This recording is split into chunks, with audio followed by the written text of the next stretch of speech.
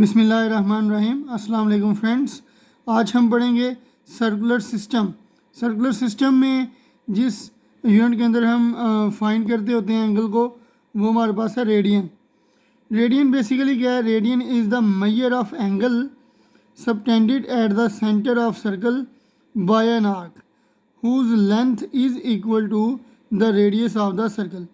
Basically होता क्या है कि ये हमारे पास एक सर्कल है और इसका सेंटर है ओ, ये इसका रेडियस है और एक और हम लाइन ड्रा कर लेते हैं। बेसिकली ये भी इसका रेडियस है। रेडियस बेसिकली क्या होता है? सेंटर से लेकर सर्कमफेरेंस के किसी भी पॉइंट तक जो हमारे पास का फासला होता है ना, वो रेडियस कहलाता है। सेंटर से लेकर सर्कमफेरेंस के किसी भी पॉइंट तक का फासला रेडियस कहलाता है हमारे पास। और ये जो हमारे पास एरिया है, ये आर्क लेंथ है, यानी एल है। ठीक है, तो बेसिकली होगा क्या कि अगर हमारे पास जो आर्क लेंथ है, हमारी सर्कल की आर्क लेंथ है, अगर वो रेडियस के इक्वल हो जाए तो फिर हम कहते हैं कि हमारे पास जो मेजरमेंट है वो किस में है? रेडियन में। दोबारा इसको देख लेते हैं। Radian is the measure of angle. Radian किसी एंगल की मेजरमेंट है subtended at the centre of the circle, यानी कि जिसमें एंगल जो है वो सर्कल के सेंटर पे बनता है। Whose length is equal to the radius, जिसकी लेंथ जो है वो, यानी जिसकी आर्क लेंथ जो है वो रेडियस के इक्वल हो जाए, यानी आर इज़ इक्वल टू जब एल हो जाए तो हम कहते हैं कि जो हमारी मेजरमेंट है वो 1 रेडियन है। ठीक है जी, तो इसको थ्योरेटिकल बयान कर देते हैं। Consider a circle of radius r, construct, इसको हम ए क्या लेते हैं, इसको बी क्या लेते हैं। Construct an angle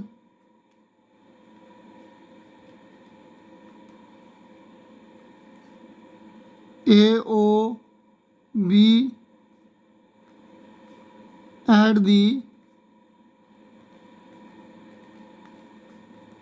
center of the circle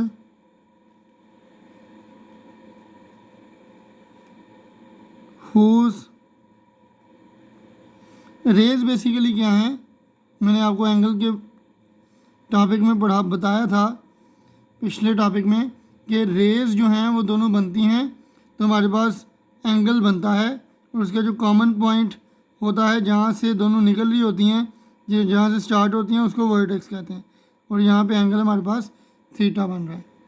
तो बेसिकली होगा क्या, यहाँ फिर कह लें कि जो थीटा है वो 1 रेडियन हो जाएगा, एंगल जो है वो 1 रेडियन हो जाएगा। ठीक है, तो लिखते हैं whose rays cut off an arc. Basically arc आप चेक कर लें, ए और बी पॉइंट्स पे बन रही है, तो आर्क होगी A be on the circle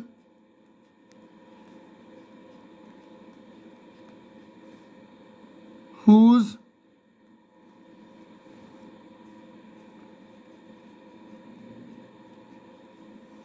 length is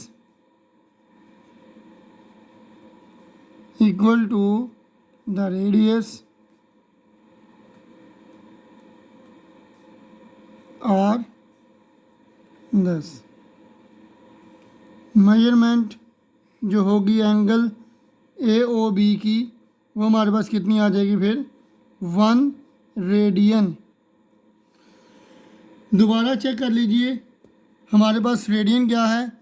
angle की ऐसी मेजरमेंट है जिसमें एंगल हमारे पास सर्कल के सेंटर पर बनेगा, और अगर हमारे पास जो रेडियस है वो आर्क लेंथ के इक्वल हो जाए तो हम कहते हैं कि जो हमारे पास एंगल है वो हमारे पास कितना हो जाएगा 1 रेडियन के। तो बेसिकली हमने किया क्या, एक सर्कल ले लिया जिसका रेडियस r था, उसके ऊपर एक एंगल बनाया सेंटर के ऊपर, तो उसकी रेज जो है वो आर्क बना रही थी ए और बी पॉइंट्स के ऊपर, और यानी कि उसकी जो आर्क है वो सर्कल को सर्कमफेरेंस को ए और बी पॉइंट्स पे कट कर रही थी, और उनकी लेंथ जो है वो इक्वल थी किसके, आर के। यानी कि ये जो लेंथ है ना, ये वाली लेंथ जो इन दोनों रेज के दरमियान में आ रही है, ये हमारे पास किसके इक्वल हो जाएगी, आर के इक्वल हो जाएगी। जैसा कि मैंने आपको पहले भी बता दिया है, आर जो है वो एल के इक्वल हो जाएगी। तो फिर हमारे पास जो एंगल की मेजरमेंट होगी वो 1 रेडियन हो जाएगी। नेक्स्ट हमारे पास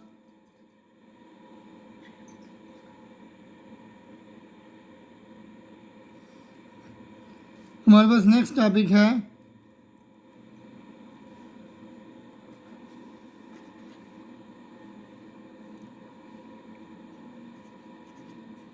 relation between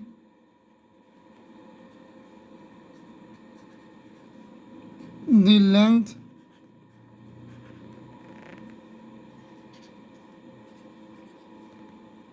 of an arc of a circle and the circular measure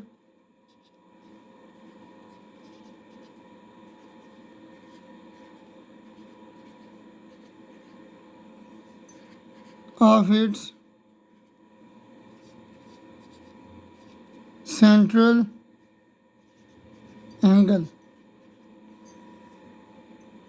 यानी कि हमने प्रूव करना है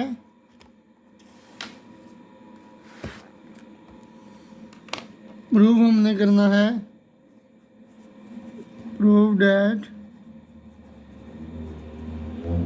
theta is equal to L over R. Basically क्या होगा,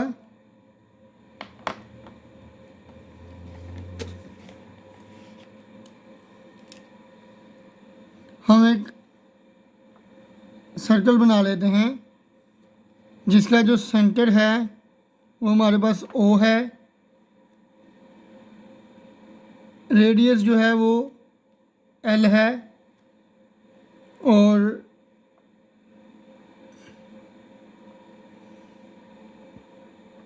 ये हमारे पास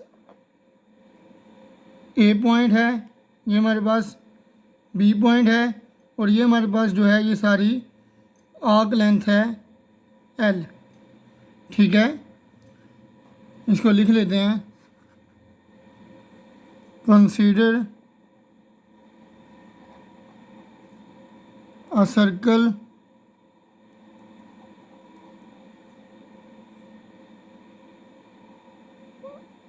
with a center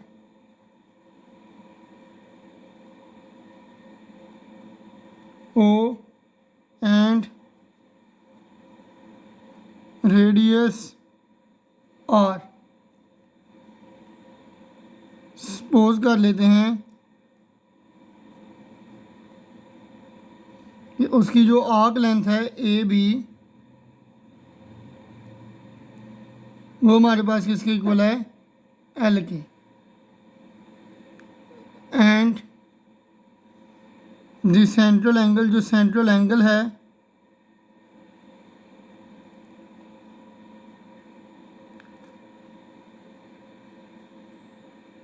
central angle हमारे पास MOAOB इनफैक्ट वो किसके इक्वल है, थीटा के। यानी कि ये जो एंगल है ये किसके इक्वल है, थीटा के, थीटा रेडियन। अगर हम एक और यानी कि सेक्टर ले लें, ये हमारे पास सेक्टर है सारा, 10th क्लास में आप पढ़ चुके हैं।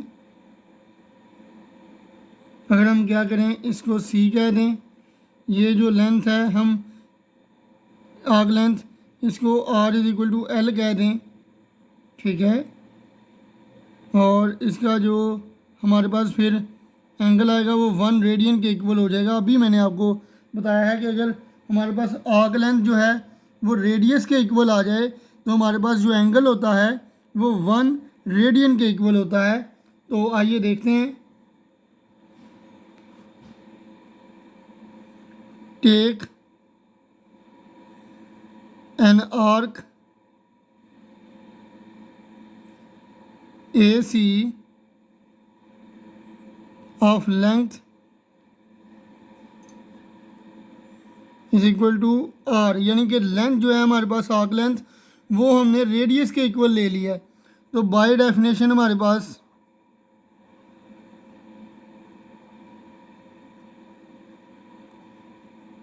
क्या होगा, मेजरमेंट ऑफ एंगल AOC कितना बन जाएगा, 1 रेडियन का एंगल बन जाएगा। अब हम जानते हैं कि एलिमेंट्री ज्योमेट्री के मुताबिक, from elementary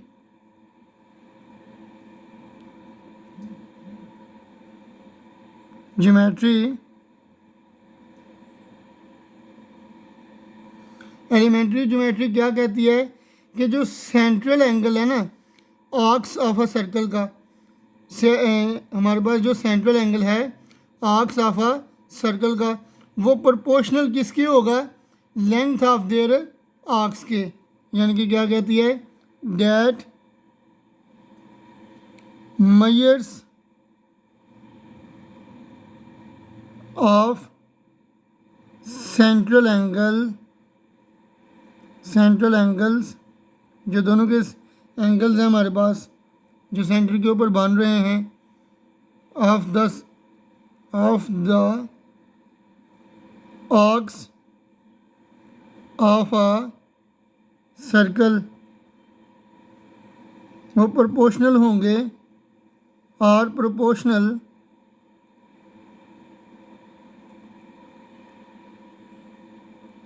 to the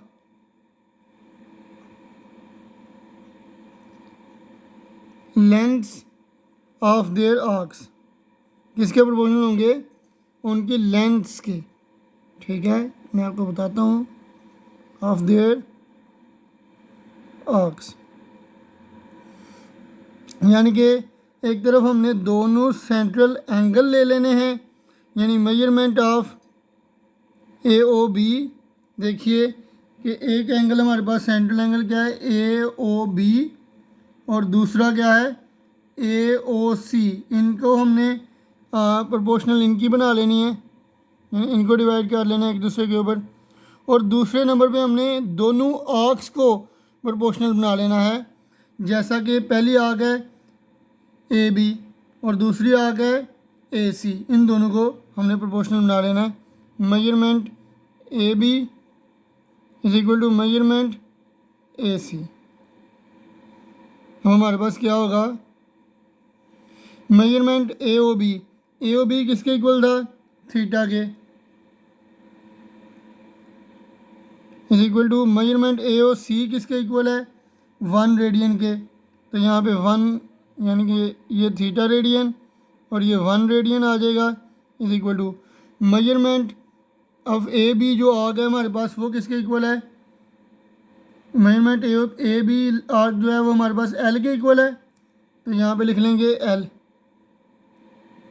over AC जो आर्क लेंथ है वो हमारे पास किसके इक्वल है, आर्क लेंथ वो हमने R के इक्वल कह दी हुई है, तो हम यहाँ पर क्या ले लेंगे R।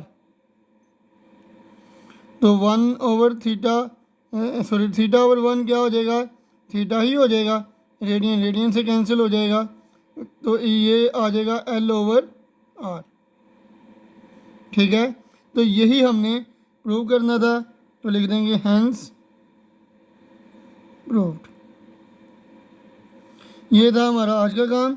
मज़ीद वीडियोस देखने के लिए मेरा चैनल सब्सक्राइब कर दीजिएगा और बेल आइकन पे क्लिक करना मत भूलिएगा ताकि मेरी वीडियोस आप तक सबसे पहले पहुँचें। नेक्स्ट वीडियो तक अल्लाह हाफिज़।